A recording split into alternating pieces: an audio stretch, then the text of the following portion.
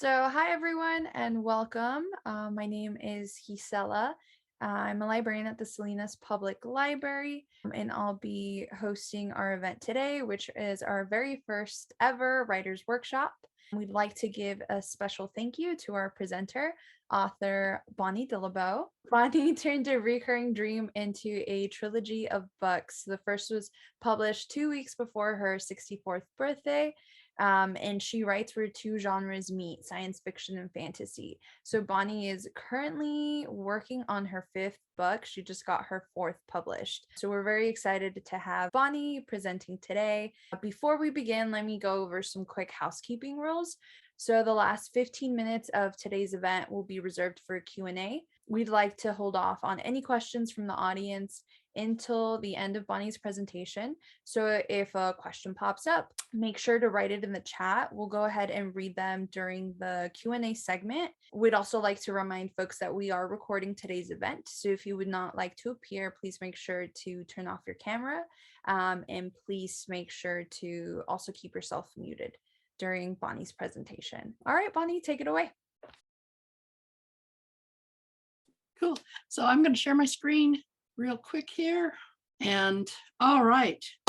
So I really like the title of this particular workshop. We're going to hopefully be able to do this on an ongoing basis. We haven't decided on frequency yet or pretty much anything else, except for we knew that, first of all, we have a lot of you who did NaNoWriMo with us, and that was so much fun. And many of you were able to make some real progress on projects that you were working on, and that's awesome. But getting writing, that's the NaNoWriMo.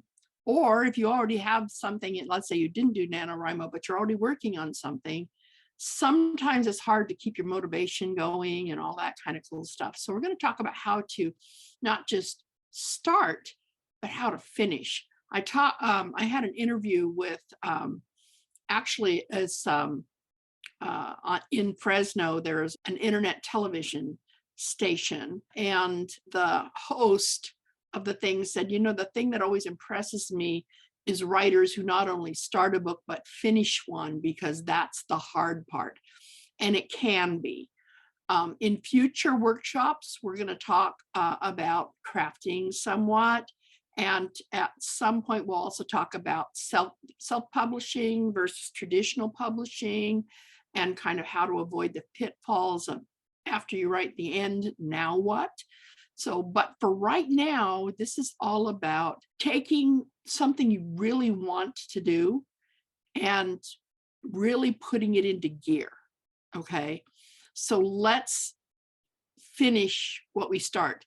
And so probably the one thing that I've gotten fairly good at is finishing what I start. Since April of 2019, when I published the first book, I published 4 books, and I'm in chapter 10 right now, book 5, because I just feel so motivated by my stories and like that. But I've developed some strategies and things that help me continue.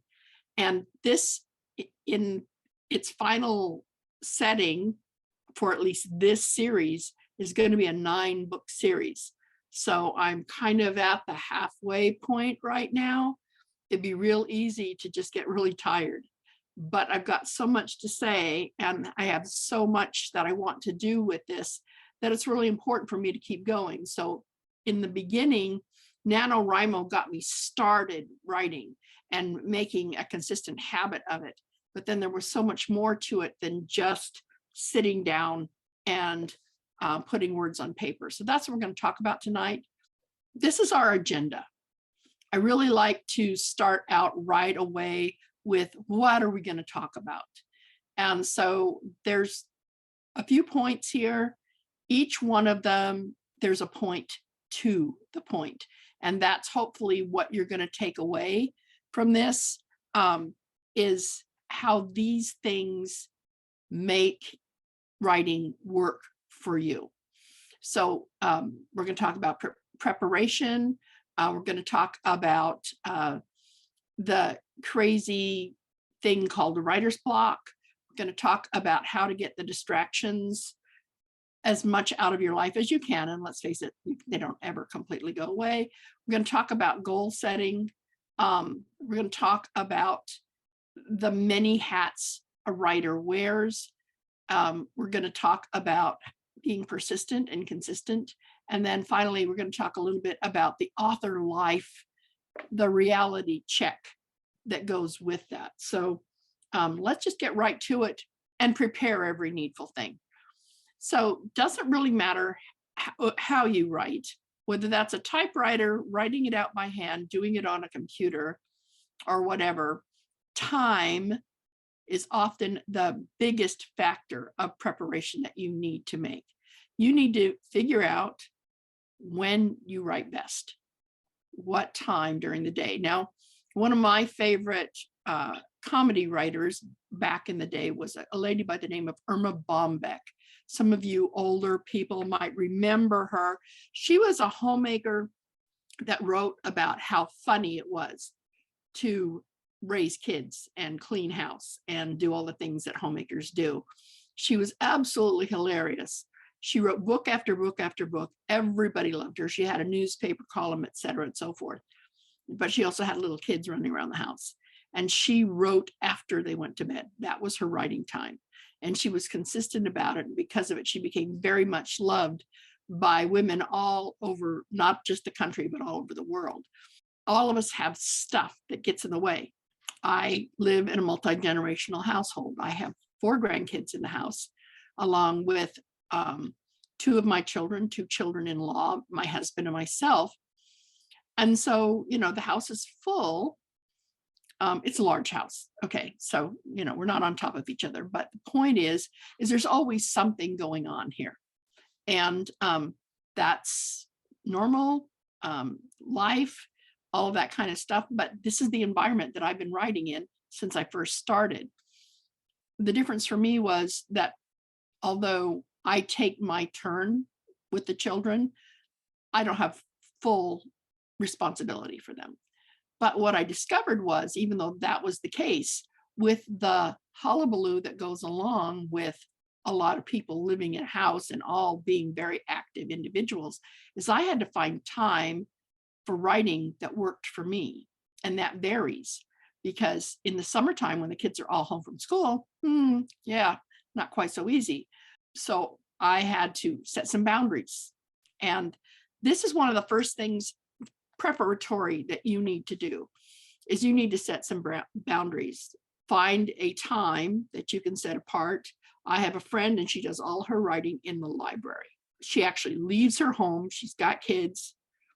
She leaves her home and does an hour or 2 at the library. And her husband very sweetly and willingly watches the children on mommy's writing days. Now that's 3 times a week.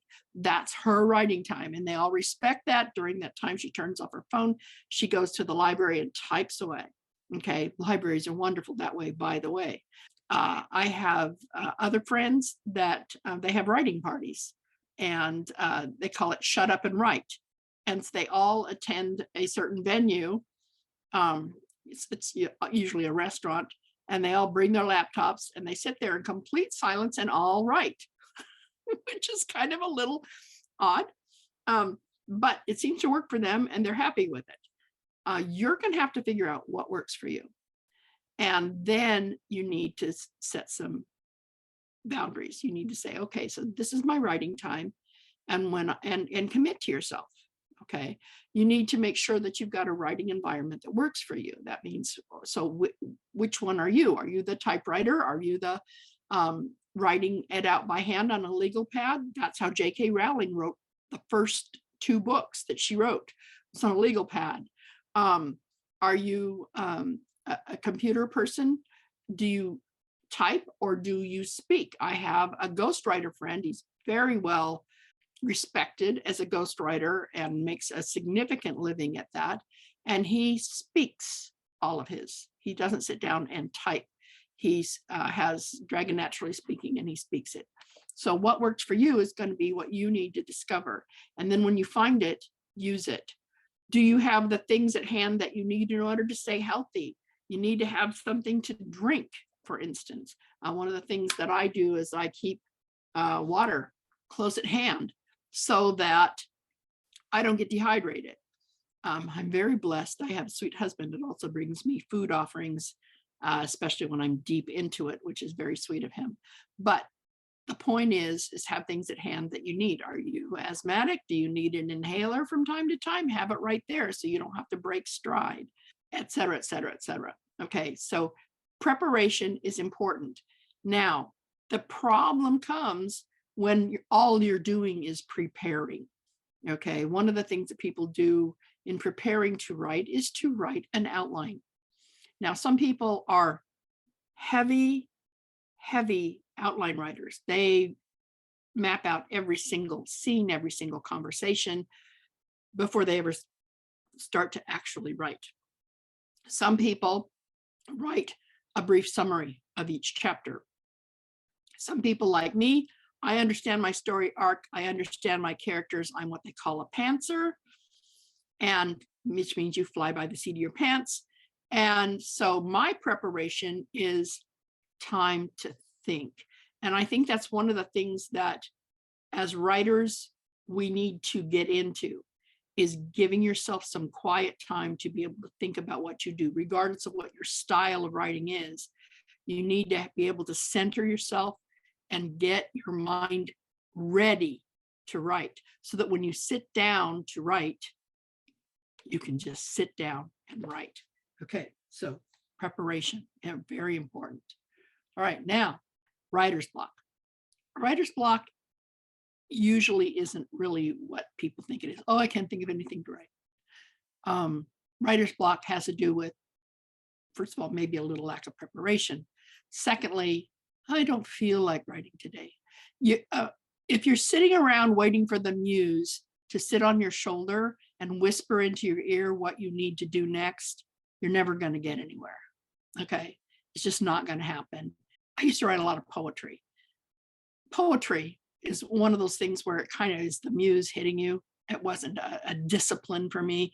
It was just something that I did. I had a tendency to think in poetic terms and like that. And so things would just come to me. But then you had to work on it once you got the idea for it, right? But people all the time, where do you get your ideas? Well, everything. The world around me, my experiences, the experiences of others, news headlines. I read a lot of scientific journals about various types of science and discoveries and probabilities and all of that kind of stuff. But here's how to prevent that happening. First of all, usually the reason you want to be a writer is you've got a story to tell. So when you start telling that story, that in the beginning, oh man, I could just write and write and write and write. But then you get to a certain place and you drop it and you walk away from it and you come back and it's like, okay, now what do I write about? There are several little techniques that I use for that. The first one is prevention. When I finish writing, I never stop at a place where I don't know what happens next. And so I write a little note at the bottom in parentheses that says, and usually I highlight it so it doesn't accidentally end up in the book, that says, okay, so in the next scene, such and so will happen. And the reason why is this. Okay. And then I'm ready to stop. Because then when I sit down, I read my little note to myself and go, oh yeah, and boom, boom, boom, boom, boom, off I go. Another thing is when you get to let's say you're already writing and you get to a place where you need to describe something somehow and you just don't have the words. I go to pixabay.com.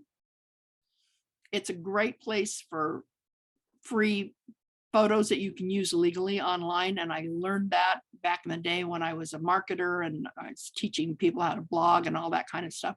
But pixabay.com is a great place to just type in a few words and have a cajillion amazing pictures and graphics come up where you can see them. And you'd be surprised looking at some of those, the expression on a face or the atmosphere of a certain scene or whatnot, where the words will start to come to you. I find that very, very helpful. The other thing is I write to music.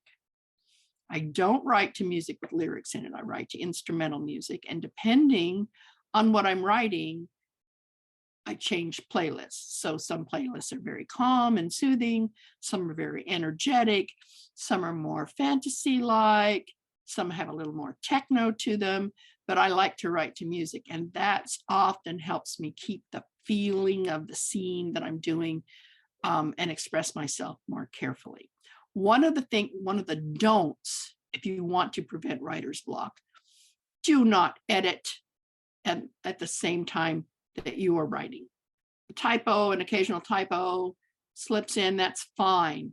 Go through and just get it out of you. Get that scene out and onto paper, figuratively speaking, for some of us. And then just keep writing. Because you have two sides to your brain, the left side and the right side. The right side is that creativity that's got your imagination and all that kind of going. The left side is like, yeah, that is the wrong word. Or that's misspelled. Or is that even a word? Okay, you get me. So don't do that. Go back the next day or a couple days later. Let it sit for a while. Go back and do a deliberate editing session where all you're doing is editing. And then if you still feel like you get to the end and you go, oh, that gave me some ideas for a story, go ahead now and write, but don't edit at the same time you're writing. It's just not a good idea. For every person I've ever talked to who has writer's block, at one point or another, they're doing that. And so it's a habit you have to get out of. The editor is not the person you need to be when you're writing. Okay, so eliminate your distractions. Turn off your phone. Stop looking at your Facebook and Twitter messages. Let people know that you're writing. I have a little sign on my door of my writing space, my little office here, that says, author at work, please do not disturb. And so unless there's an emergency, they know not to even knock on the door.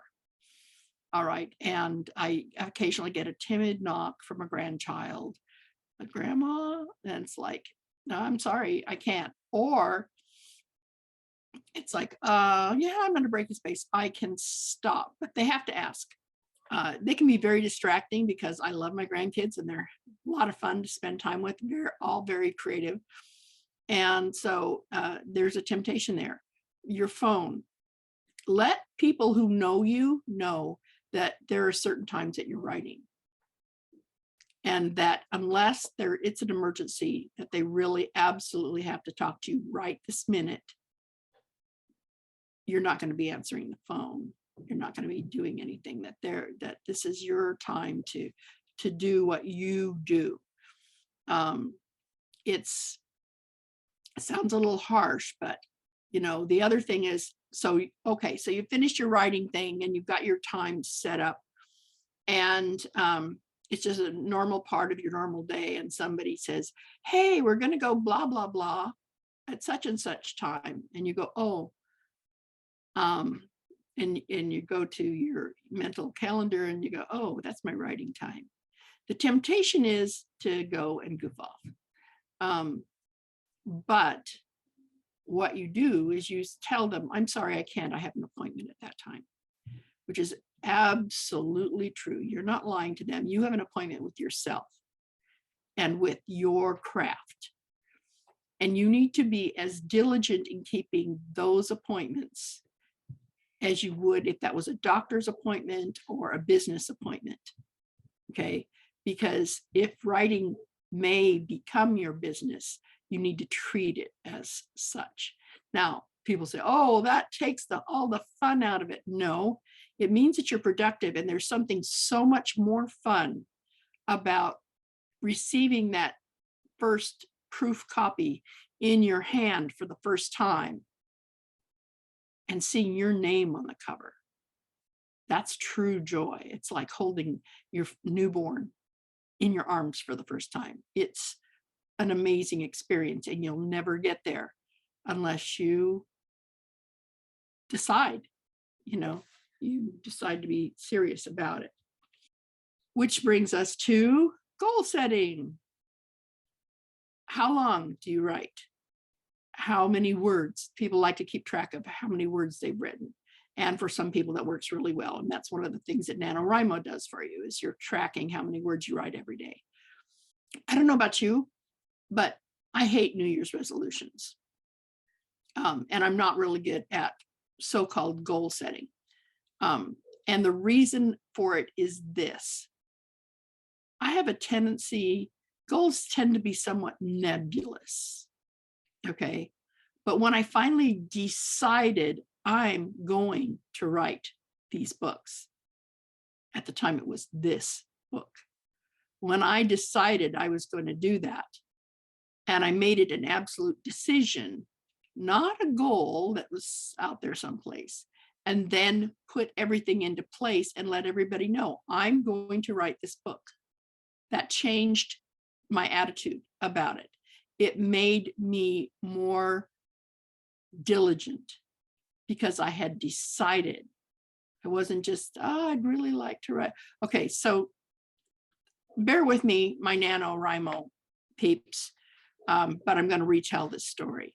When I first thought I'd like to write a book, I was 16. And then life happened and all kinds of things. I went to the military, met my husband. I was a military wife for a long time. I spent 15 years in broadcast television. I was a professional clown for a while. I did all kinds of really crazy and silly things, but I didn't write a book. I did a lot of writing. I wrote poetry. I wrote songs. I wrote little plays and road shows and all that kind of cool stuff, and had lots of fun with it. I even did a few newspaper articles that got printed, but the novel never happened for me. And then I had the opportunity to participate with somebody who was interviewing with authors, and to try and make this as short as possible. The outcome was I got to interview Mercedes Lackey. Now, Mercedes Lackey, for those of you who don't know about her books, is a sci-fi and fantasy writer. She does either or. And her husband is Larry Dixon, who's written many Star Trek episodes and is a big sci-fi writer for back in the days. Mercedes Lackey, she has over 135 books under her belt, so she knows a few things. And I got the privilege to interview her, which was really cool because I'm a huge fan of her books. And this little fangirl moment was so cool for me. And she finished the interview, we turned off the recording, and then she just sat and chatted with me for about 45 minutes, which was amazing that she would give me her time like that. And finally, I got comfortable enough with her that I very timidly said, you know, I'd really kind of like to write a book. And she said, she leaned up into the camera and put her face right in front of mine. And she said, so put your butt in the chair and write. So I said, okay. And I did. And it was some of the best writing advice I'd ever gotten. And she didn't tell me how to write it or, you know, when to write or anything else. She just told me to just do it. And so you need to make a decision. You need to decide, is this something I really want to do? Is this something that will give me a great deal of satisfaction? Will I feel good about having written a book? Am I willing to put in the time and the effort? There's a lot of work. It's fun work for those of us who like to write and like to tell stories, but it's still a lot of work. And it's a lot more than just sitting down and writing. But that's what got me started. That's what pushed me forward. Okay. Now, as I said before, you have the editor side and you have the writer side. There's also the person who has to promote your books. And that's, even if you're going the traditional writing thing, you're going to have to promote your book to somebody to get it in front of them for them to approve it as a traditional publisher. If you're self-publishing, which I decided to do, and that was just simply because I'm old. And so I didn't want to wait 6 years to get my book approved by somebody, as many people have, rejection after rejection. So I said, you know what, I'm just going to do this myself and get it out there, and we'll see what happens. You have to basically be your boss. All right. So that's another hat that you put on. You are at some point or another, your editor. You are a person who has to interact with fans. When you start getting people who are reading your books and love them, you need to be able to interact with them. There's a lot of different hats an author wears, but you can't wear them all at once, nor would it be advisable to do so. I mean, can you imagine? Most women wear a ton of different hats over their lifetime or on any given day. Most men are the same way. We have different things we do with different groups of people. And with each of those groups of people, there are different priorities and all of that kind of stuff. Don't let yourself get overwhelmed with, oh, I've got to do this, I've got to do this, I've got to do this. No, no, no, no, no. Separate it out and give yourself some time to do each thing that needs to be done in its own little spot, its own little place. You only need to wear one hat. You honestly only ever do. Okay. Okay, this is a saying that I have had for forever. I used to tell this to my marketing clients back in the day when internet marketing was how I made my living. It applies to authors probably as much or more than any marketing client I've ever done. Persistency. Don't give up the first time you read something and it sounds horrible. One of the other pieces of advice that Mercedes Lackey gave me was, your first draft is going to be crap. Just be ready for it. Now it's like, okay, that was encouraging. But the fact of the matter is there is no such thing as a perfect first draft. I don't care if you're Shakespeare or Dickens or Mark Twain, or you name any of your favorite, most amazing authors, they never got it right the first time through. And rewriting, okay, so I took a writer's course back in the early 80s. And the one thing that I heard over and over from every single one of my instructors was, writing is rewriting. Okay, you're going to rewrite that thing so many times. My first book, I edited it 9 times, plus having a professional editor edit and beta readers. Okay, because I was scared to death that somebody was going to turn the first few pages and go, oh my goodness, this person can't even spell, much less write. Okay. And it takes a little bit of guts to persist when you read it through the first time and you're like, man, it sounds like a kindergartner wrote this. Oh my goodness. Did I really say that? Oh no. No, that's not what I meant at all. There are chapters that were scrapped, completely rewritten, or just cut out. I had characters that I just left in the lurch because they just weren't working for the story. You're going to have that happen. And so you've got to be persistent. But even as important as you need to be consistent, writing on a scheduled, regular basis makes all the difference in the world. When there are gaps, and there will be, by the way, life happens. Okay, there will be times when you're going to be sick,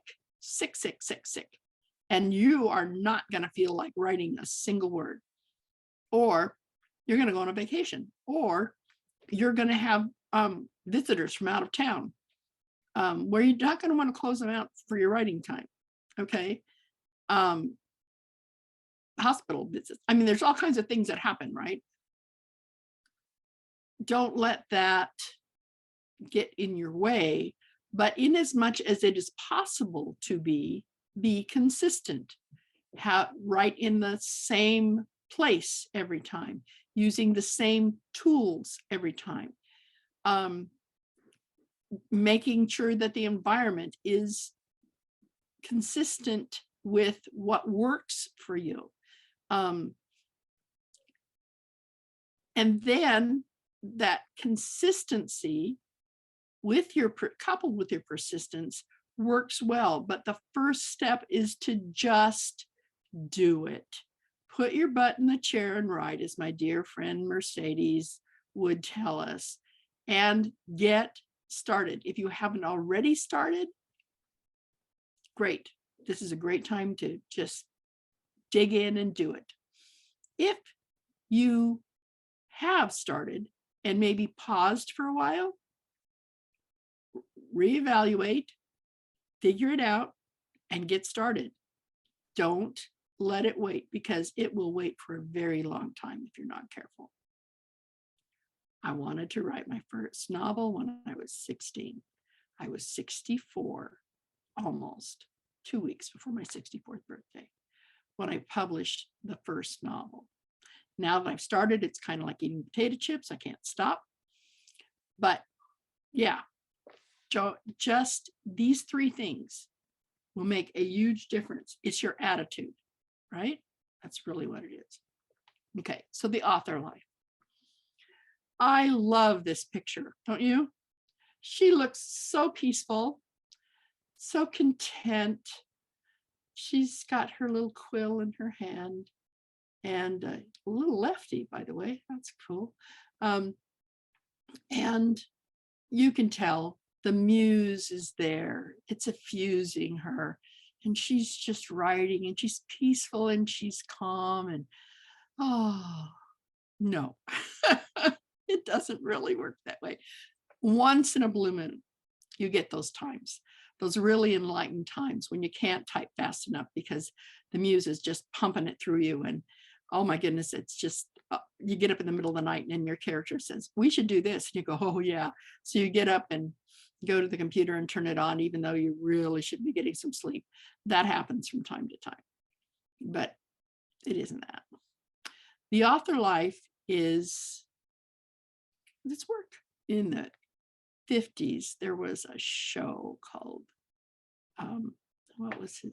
Oh, Dobie Gillis was the main character. I can't remember. And there was a character in there who was a beatnik, played by John Denver, who eventually became Gilligan on Gilligan's Island. But this little black and white thing, and this little beatnik guy, every time the word work was mentioned, he'd go, work!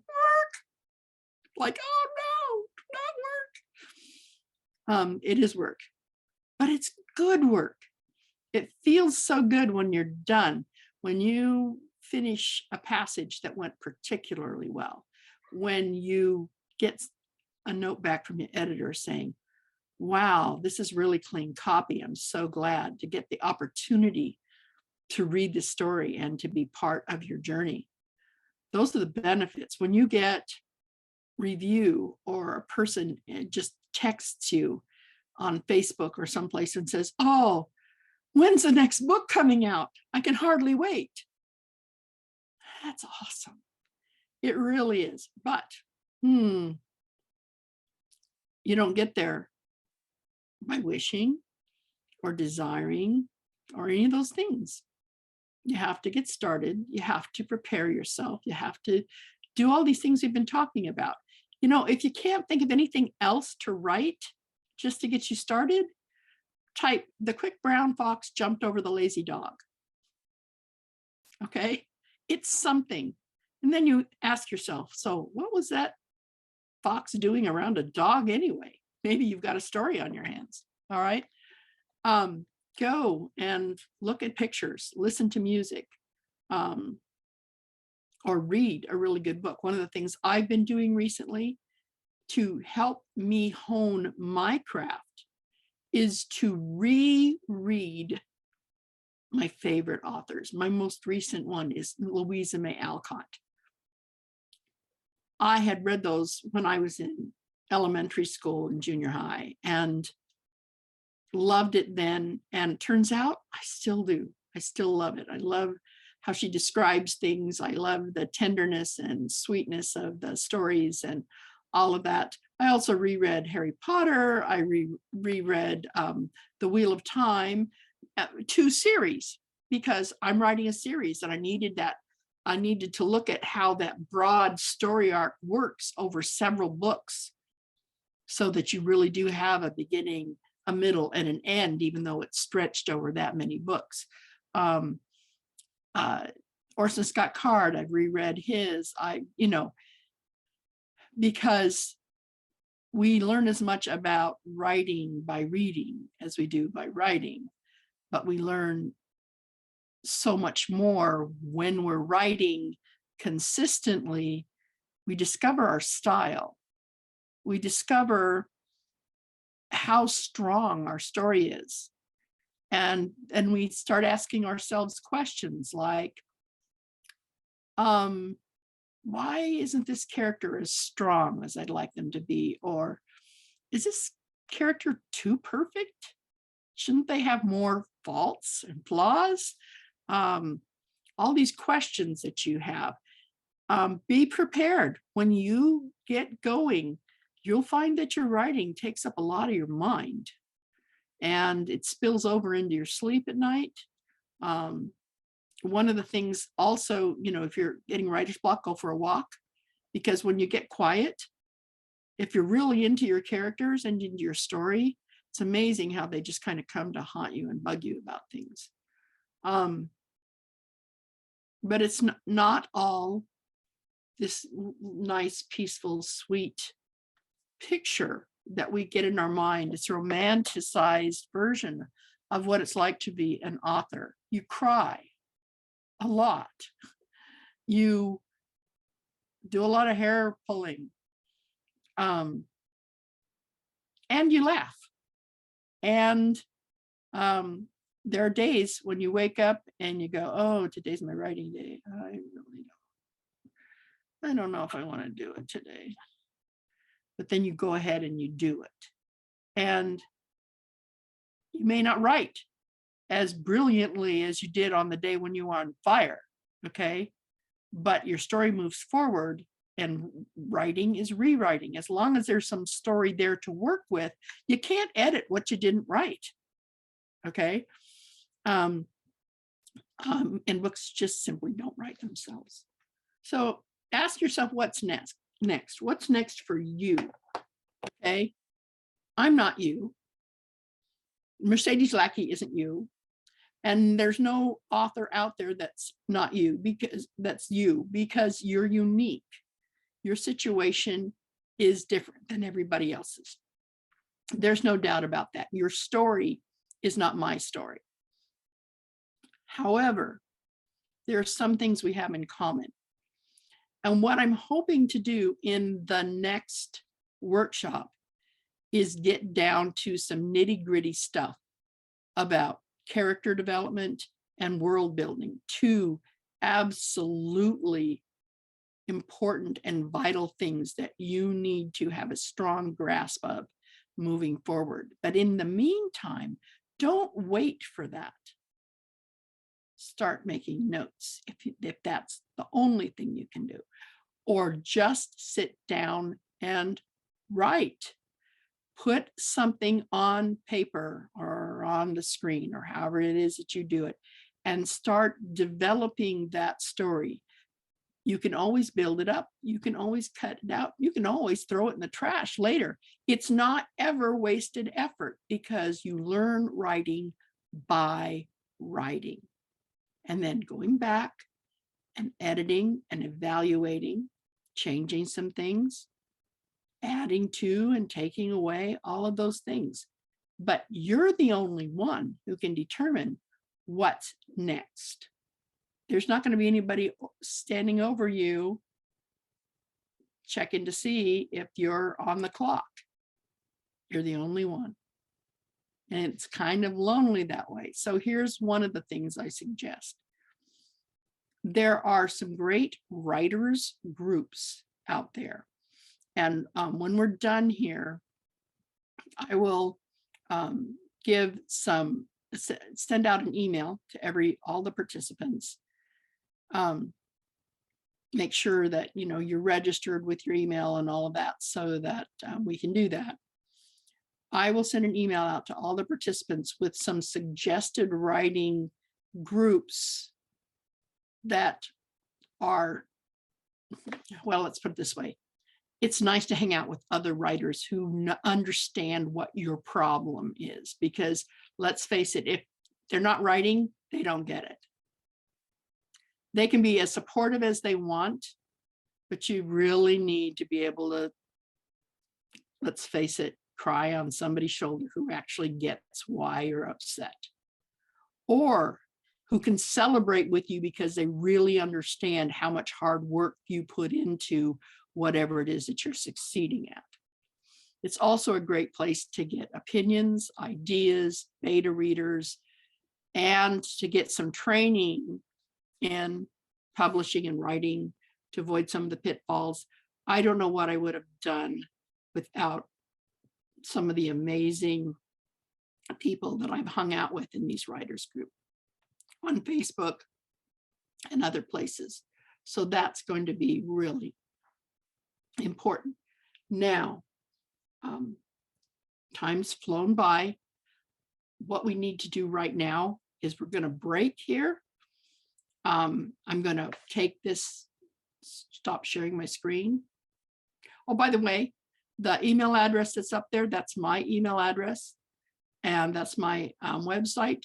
The email address, feel free to contact me and let me know, hey, I'm in the writers group from the library, and I have a question, or I could use some advice or whatever, because I love to mentor and help aspiring authors. So I'm going to stop sharing my screen.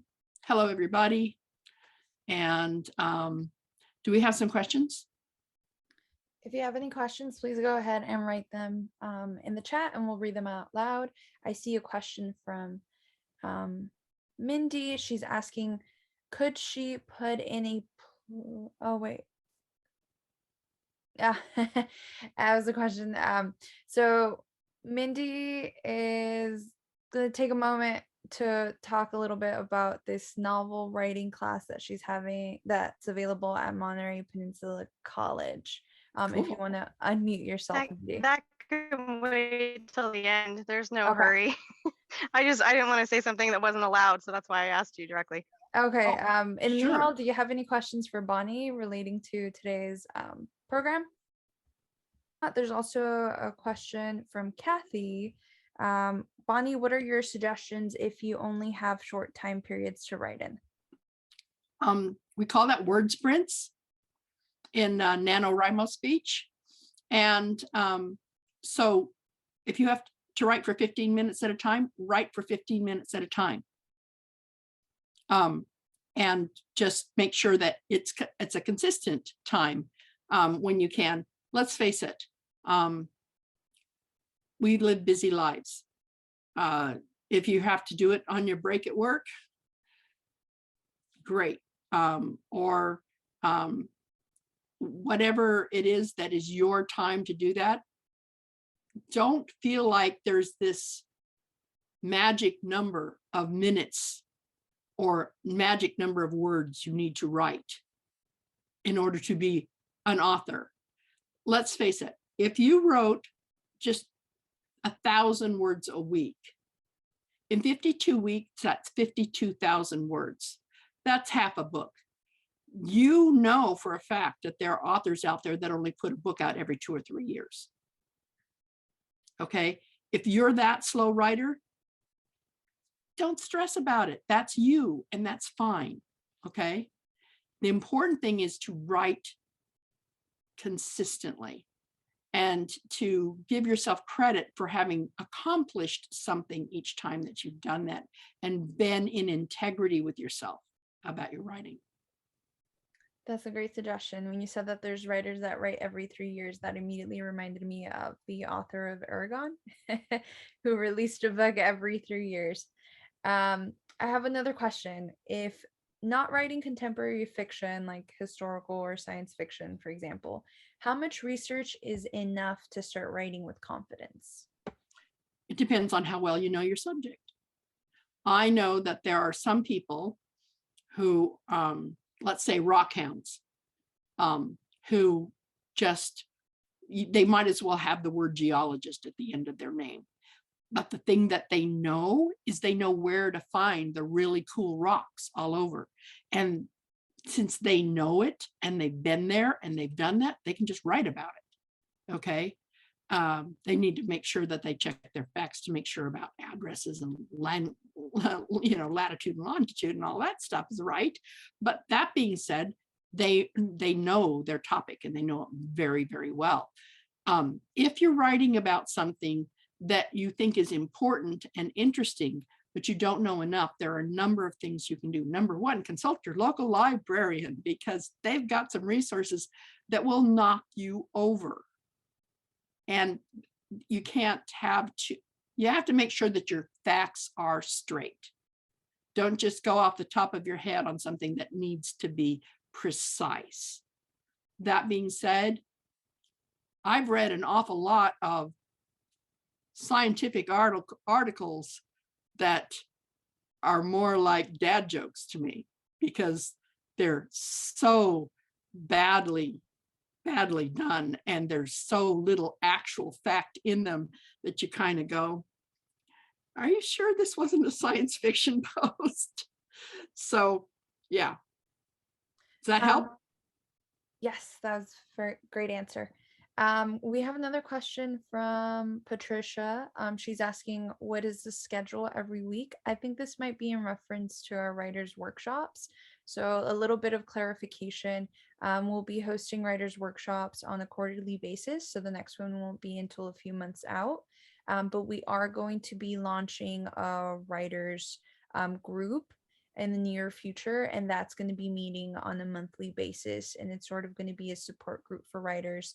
Bonnie, do you want to talk a little bit about that? And so this is a place where you can ask your questions. I won't have some big old honky, presentation to do. We'll talk a little bit about maybe a topic for like maybe 5-10 minutes, and then I'm going to let you guys loose and let you read passages out of some of the things you've done, ask questions, say, hey, listen, I've got this character and it's bugging the heck out of me because it's just not coming quite the way I want, and throw it out to the entire group. It won't just be me answering. It'll be all of us working together to figure some things out, because that's one of the precious things about writers groups is it gives you an opportunity to learn from each other. And I don't know it all. I'm still learning. Obviously, I just got through telling you I'm still studying, and I study and study and study and then go back and do some more. So yes, that's what we're going to do. It's going to be a monthly thing, and we will make sure that questions get answered and like that, and that you've got an ongoing support between now and when we do our next workshop, which will be about a specific topic.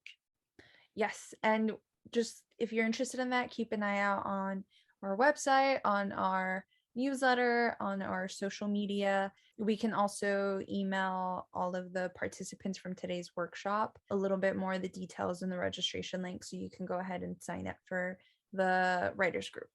And I will, for people that aren't on your mailing list, I will be sure to post that up in my on my Facebook and Twitter as well, now that I'm tweeting. Does anyone else have any other questions for Bonnie? In the meanwhile, I'm going to put a link to your Facebook page, Bonnie.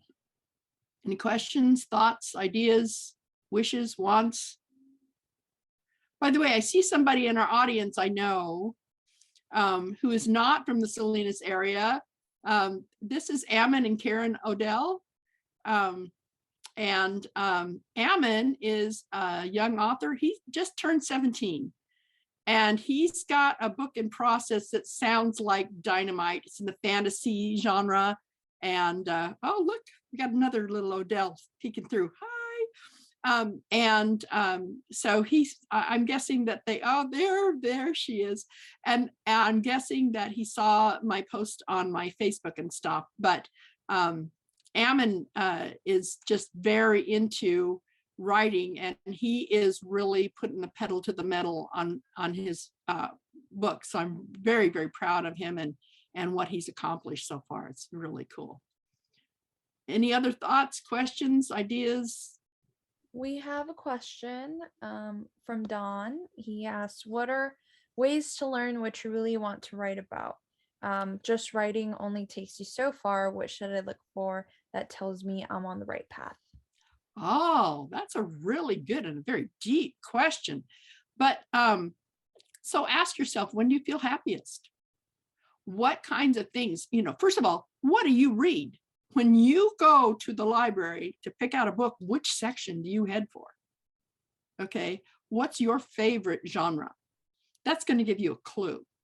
Okay, number one. Number two, if you're not into reading that way, what are the things you love to do?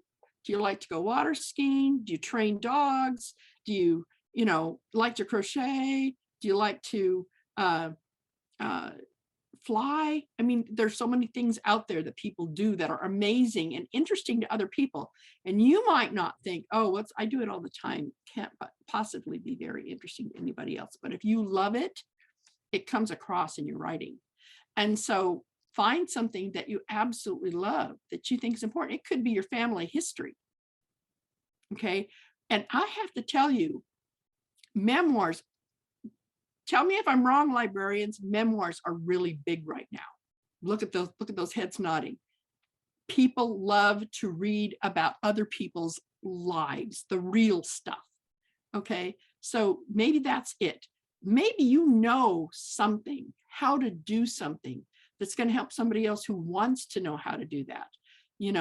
How to potty train a toddler or how to polish rocks, or, there's this big, huge, long list of things that people do and want to learn how to do. So maybe you're the kind of person that can teach someone something important. And it might not be something physical. It could be something emotional. Maybe you've been through something really difficult and you came out on top of it and you learned some lessons from it. People love reading about that. Self-help is another really big thing. People buy self-help books. They just do. If they go to the library, they look for how to do this and how to do that. Yeah, we can go to YouTube and get a little video on blah, blah, blah. That's not the same thing as being able to hold the book in your hands and really think about it, contemplate and take notes and all that kind of stuff. So enriching. And people aren't backing away from libraries right now. It's not happening. Statistically and everything else, more people are reading and more people are looking for things to read.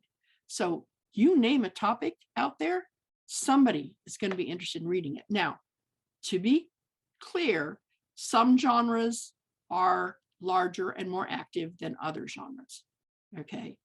And romance probably tops the list right now. I'm not a romance reader. It's not my genre. A lot of people like it. Clean romance is kind of a big deal right now.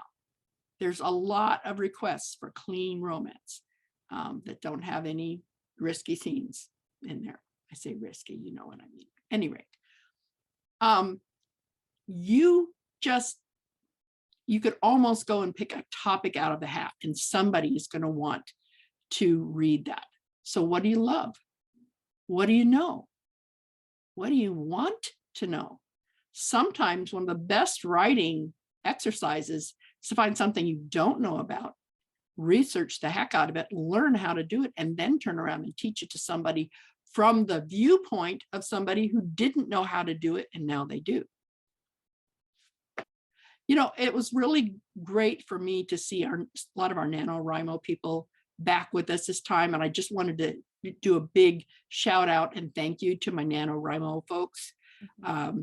You're awesome. And if you're new to this group, hopefully you got something out of here. You took something away with you that's going to help you either A, get started writing, or B, don't quit. Mm-hmm. Keep writing. Keep going until you get the outcome that you want.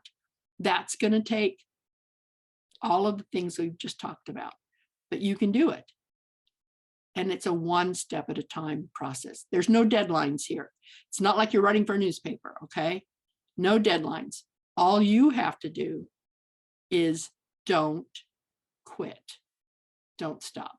And then get the help that you need from other writers. Writers love talking to other writers. They just do. And even famous writers often will condescend to speak to us more lowly folks. So just do it. Have fun with it. Enjoy it. Don't get stressed out about it. Nobody's going to see it until you let them see it. Okay. That's something you should know. And you're in complete control. You're the one that gets to make all the choices. The cool thing about writing is the one thing you can't do in real life is you are in control of everything that goes down on the page or goes away from the page or gets added to the page or whatnot. So if you're not satisfied with it, not a problem. Since nobody's seen it but you can go back in and you can fix it. Or you can change it. Or you can say, you know what, that was a good exercise, but now I want to write about this. And that's okay too. On that note, one of our participants from NaNoWriMo was Mindy. Mindy, do you want to take a minute and talk a little bit about the novel writing class at NPC? Yeah, just real quick. Thank you. We the creative writing program there has a novel writing 2 class, and it's got low enrollment, and it's in danger of being on the chopping block. So if anyone wanted to join in, classes start on Tuesday. It's a once a week class, and it's all online.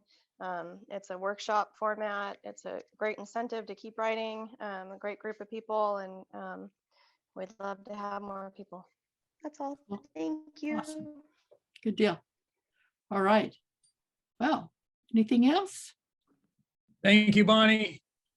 Thank you. This is a joy for me. I love doing this, and I love getting the opportunity to mentor and to help, even if it's a small help. Hopefully you came away from here with a new desire to either keep writing or to get writing.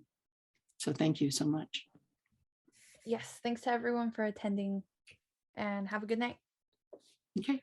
Goodbye, everybody. Good night. Good night.